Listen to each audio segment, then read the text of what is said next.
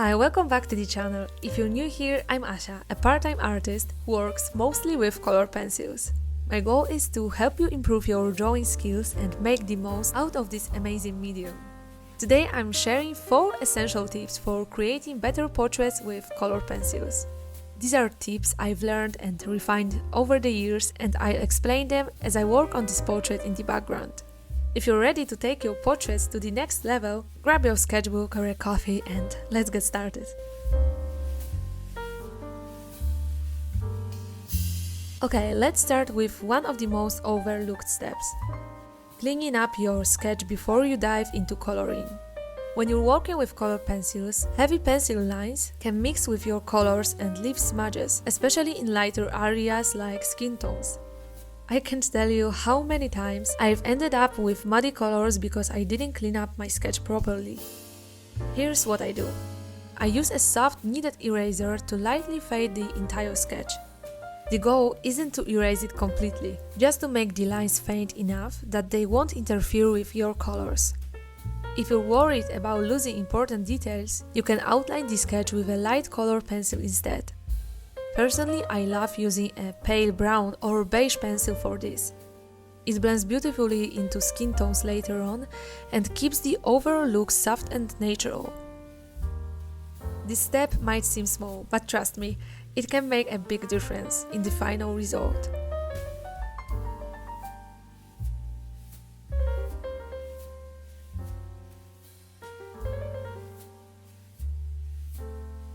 Portraits can feel overwhelming because they're so complex. You've got the structure of the face, different textures like hair and skin, and all these little details that need attention. One of the best ways to make the process less intimidating is to practice facial features separately. Dedicate a few pages in your sketchbook to just eyes or just noses or mouths and other features. When you do this, you're not just learning how to draw the feature, you can also experiment with techniques, figure out what pencils work best, and gain confidence. For example, with eyes, you can practice capturing the shine and texture of the iris, or experiment with different ways to shade the whites of the eyes. Another example, for noses, it's all about understanding the subtle shifts in values and how light hits those curved surfaces. Every time you focus on a single feature, you're building a toolkit of skills that will make drawing full portraits much smoother. I actually love doing these studies when I'm short on time or feeling stuck creatively. They are quick, fun, and super satisfying. And what's a good practice exercise for beginners? I recommend starting with focused studies of individual facial features, for example eyes, noses, or ears. This helps you improve without feeling overwhelmed by the whole portrait. Here's a simple exercise you can try. Pick one feature to focus on, like an eye. Gather a few reference photos with different lighting and angles. Pinterest or photo packs are great for this. Draw the same feature multiple times, trying different approaches. One where you exaggerate the shadows to practice values. Another where you focus on blending to create smooth transitions. And maybe a third where you experiment with unconventional colors. Another fun exercise is to pick a single pencil and draw an entire feature with just that one color. This helps you think more about values and layering rather than getting caught up in color choices. And finally, don't forget about warm-ups. Simple things like shading gradients, hatching, or small sketches can loosen up your hand and get you into the drawing mindset.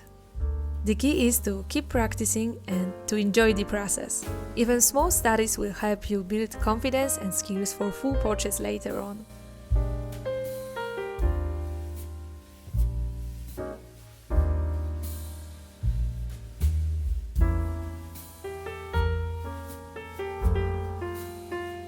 Here's where things get really exciting.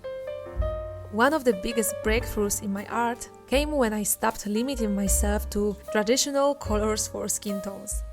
We often picture pinks, peaches, and browns, but if you look closely at the reference photo or even at your own hand, you will notice so much more going on. For example, in areas where the skin is thinner, like around the eyes, you might see hints of blue or green or purple from veins just beneath the surface. And it's not just skin, think about the whites of the eyes. They rarely pure white. You might see soft yellows, greys or even reds. By incorporating these unexpected colors, you can add depth and realism to your portraits. It might feel strange at first, but try experimenting with a small section of your drawing. I'm sure you'll be amazed at how much life these unconventional colors can bring to your work.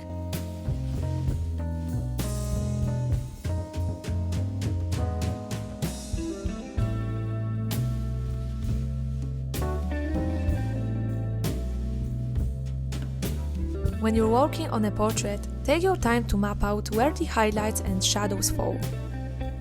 Squinting at your reference photo can help you see the overall shapes of light and dark areas more clearly. For shadows, I recommend layering multiple colors instead of jumping straight to black. Deep blues, purples, and browns can create richer and more interesting shadows. Black can sometimes look flat or harsh, so save it for the very darkest accents, if at all. For highlights, a sharp white pencil or a white gel pen can make certain areas pop, like the sparkle in an eye or the shine on a lip. These small touches can bring so much life to your drawing.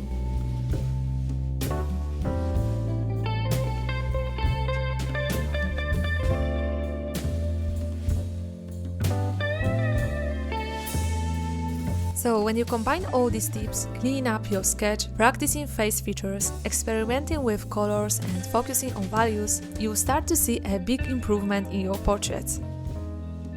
Each of these steps builds on the others, and together they help you create more dynamic, realistic and visually engaging art.